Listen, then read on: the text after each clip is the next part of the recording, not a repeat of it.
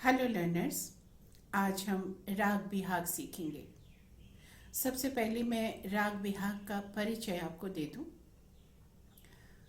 राग बिहाग जो है वो बिलावल थाट का राग है। बिलावल थाट का नाम आपने देखा होगा। थाटों की जो 10 थाटों की लिस्ट है, उन 10 थाटों में सबसे पहला थाट जो है वो बिलावल का होता है, जिसमें सभी स्वर शुद्ध होते हैं। आपने अब तक जितने भी राग सीखे हैं उनमें कभी भी विवादी स्वर का जिक्र आपने सुना नहीं होगा, क्योंकि हमने शुरुआती स्तर पर कोई ऐसा राग नहीं रखा जिसमें विवादी स्वर का प्रयोग होता हो। क्योंकि विवादी स्वर, जो आप नाम से ही समझ रहे होंगे, वो राग के दूसरे स्वरों से विवाद करता है, पर उसकी जो है दोस्ती एक खास किस्म की स्वरों की जो पैटर्न है उसके साथ होती है, और वो सिर्फ वही फिट बैठता है। सब जगह उसको अन्य रेगुलर स्वर की तरह यूज नहीं कर सकते। जैसे कि इस राग में, तो मैं पहले राग बिहाग के स्वर बता देती हूँ। इस राग के आरोह में 5 स्वर लगते हैं, 2 स्वरों को हम छोड़ देते हैं। स्वर कैसे हैं? सा, गा, मा, पा, नी, सा। तो कौन से स्वर छूटे? रे और धा। तो आरोही में रे और धा नहीं लगते, पर अवरोही में सभी स्वर लगते हैं, अर्थात सा, नी, धा, पा, मा, गा, रे, सा। तो अगर आरोही में 5 लगते हों और अवरोही में 7 स्वर लगते हों, ऐसे राग की जाति क्या हुई? जाति हुई औडव संपूर्ण। अर्थात जैसे ही कहेंगे औडव संपूर्ण, उसका मतलब ही ये है कि आरोह में जो है वो 2 स्वर वर्जित होंगे और अवरोह में सभी स्वर लगते होंगे। तो इसकी जाति समझ में आ गई आपको। अब मैं इसकी जो वादी स्वर है वो बता दूं। वादी स्वर है गंधार और संवादी स्वर है निषाद। अब हमने देखा कि वादी स्वर गंधार, संवादी स्वर निषाद और बाकी के जो स्वर बचे वो सब इसके अनुवादी हैं। फिर विवादी स्वर कौन सा है?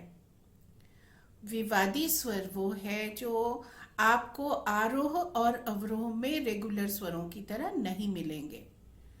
तो वो स्वर क्या है? राग बिहाग में वो स्वर है तीव्र मध्यम। तीव्र मध्यम का प्रयोग राग बिहाग में सभी स्वरों की तरह रेगुलर नहीं लगता। एक खास जगह है, कुछ खास स्वरावलियां हैं जिसके साथ ही वो लगता है। हम उसको सीधा सीधा अन्य स्वरों के समान नहीं ले सकते। वो मैं गाते हुए बताऊंगी जब मैं आरोही अवरोही इसका बताऊंगी। वादी संवादी हो गए, जाति हो गया, थाट हो गया। अब क्या बचा? गाने का समय। राग बिहाग को रात्रि के प्रथम प्रहर में गाया बजाया जाता है। ठीक है, तो अब हम इसका आरोह और अवरोह एक बार देख लेते हैं और फिर इसमें विवादी स्वर किस तरीके से लगता है वो भी बताएंगे।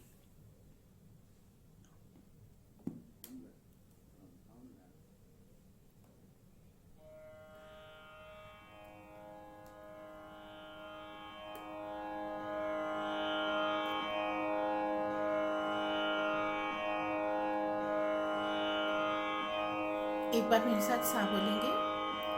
सा,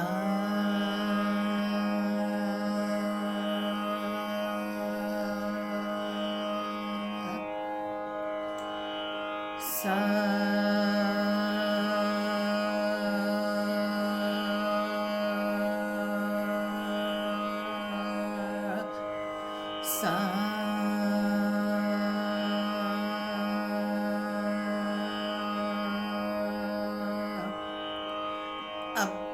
गाते हैं, क्योंकि इसमें भी तीव्र मा थोड़ा बहुत लगता है और अदरवाइज भी राग में 5 ही स्वर है, तो कई बार हम शुरू करते हैं नी से, और वैसे गलत नहीं होगा अगर हम सा से शुरू करें तो भी।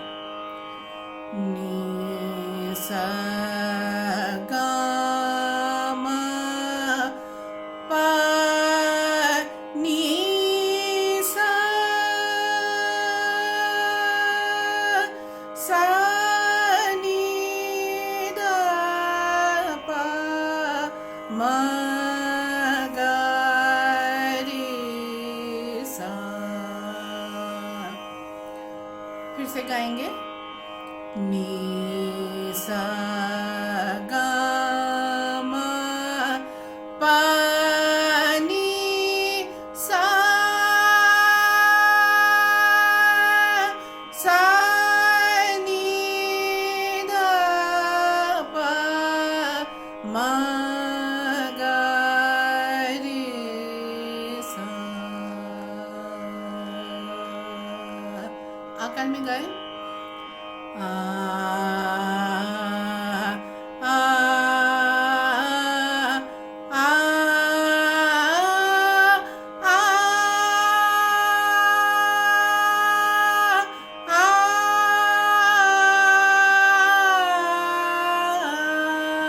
आ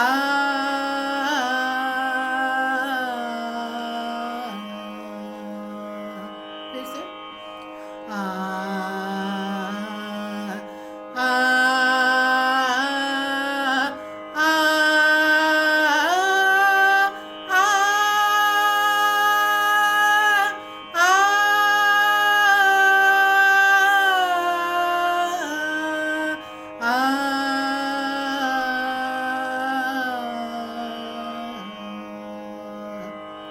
इसका पकड़ कैसा होगा?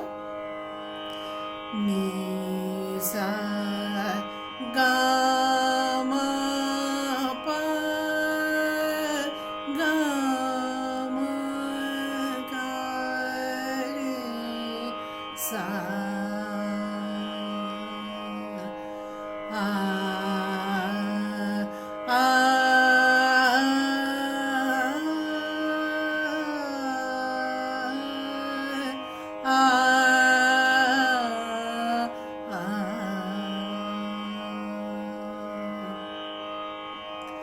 अब इसमें तीव्र मध्यम कैसे लगता है? इसमें तीव्र मध्यम केवल पा मा पा गा मा गा यहाँ पर लगता है। पा के साथ तीव्र मा को हमने लिया, पा मा पा, ठीक है, पा मा पा गा मा गा। अब जब हमने गा के साथ लिया तो वो शुद्ध मध्यम है। नी सा गा मा पा ऐसे भी हम जा सकते हैं, और नी सा गा मा पा ऐसा तभी जा सकते हैं जब हम आगे जाएंगे। नी सा गा मा पा गा मा गा, ऐसा हम कभी कभी कर सकते हैं, परंतु पा मा पा गा मा गा यही तीव्र मध्यम का एकमात्र जगह है जहाँ पर हम तीव्र मध्यम को विभाग में ले सकते हैं। ऐसे नहीं ले सकते नी सा गा मा पा नी सा सा नी दा पा मा गा रे सा, यमन हो गया, और हम ऐसा नहीं कर सकते। और विभाग के और भी प्रकार है जिनमें तीव्र मध्यम ही रेगुलर स्वर है, उसमें विभाग में जिस तरह से तीव्र मध्यम जो है वो विवादी स्वर है, उस राग में शुद्ध मध्यम विवादी स्वर के समान लगता है, उलट है इसका।